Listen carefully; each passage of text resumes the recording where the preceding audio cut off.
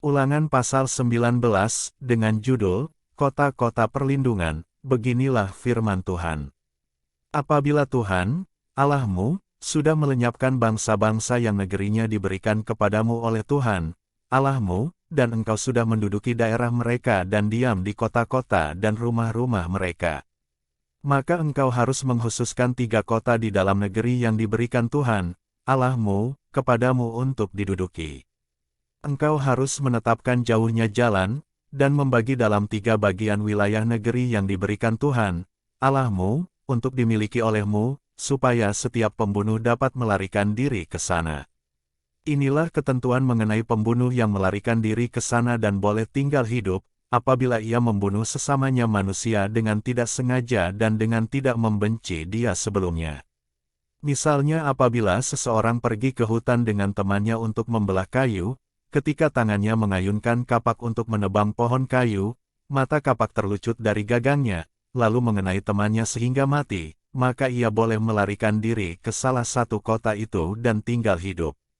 Maksudnya supaya jangan penuntut tebusan darah sementara hatinya panas dapat mengejar pembunuh itu, karena jauhnya perjalanan, menangkapnya dan membunuhnya, padahal pembunuh itu tidak patut mendapat hukuman mati, karena ia tidak membenci dia sebelumnya.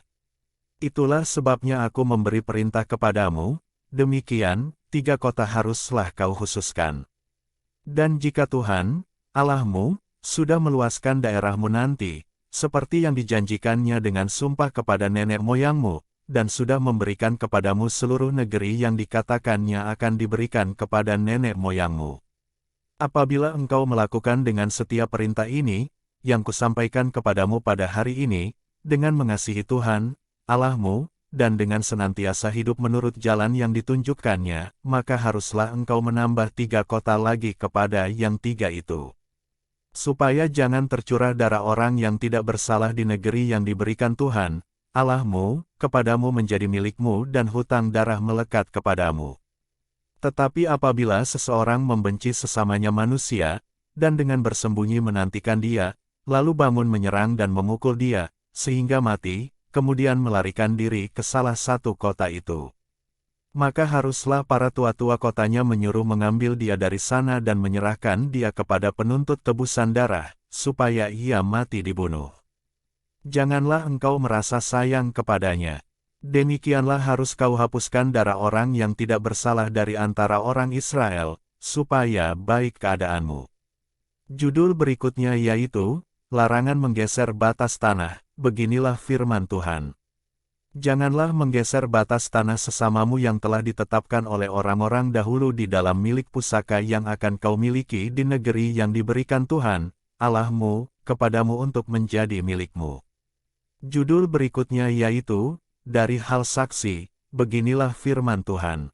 1 orang saksi saja tidak dapat menggugat seseorang mengenai perkara kesalahan apapun atau dosa apapun yang mungkin dilakukannya, baru atas keterangan 2 atau 3 orang saksi perkara itu tidak disangsikan. Apabila seorang saksi jahat menggugat seseorang untuk menuduh dia mengenai suatu pelanggaran, maka kedua orang yang mempunyai perkara itu haruslah berdiri di hadapan Tuhan, di hadapan imam-imam dan hakim-hakim yang ada pada waktu itu. Maka hakim-hakim itu harus memeriksanya baik-baik, dan apabila ternyata bahwa saksi itu seorang saksi dusta dan bahwa ia telah memberi tuduhan dusta terhadap saudaranya, maka kamu harus memperlakukannya sebagaimana ia bermaksud memperlakukan saudaranya. Demikianlah harus kau hapuskan yang jahat itu dari tengah-tengahmu. Maka orang-orang lain akan mendengar dan menjadi takut, sehingga mereka tidak akan melakukan lagi perbuatan jahat seperti itu di tengah-tengahmu.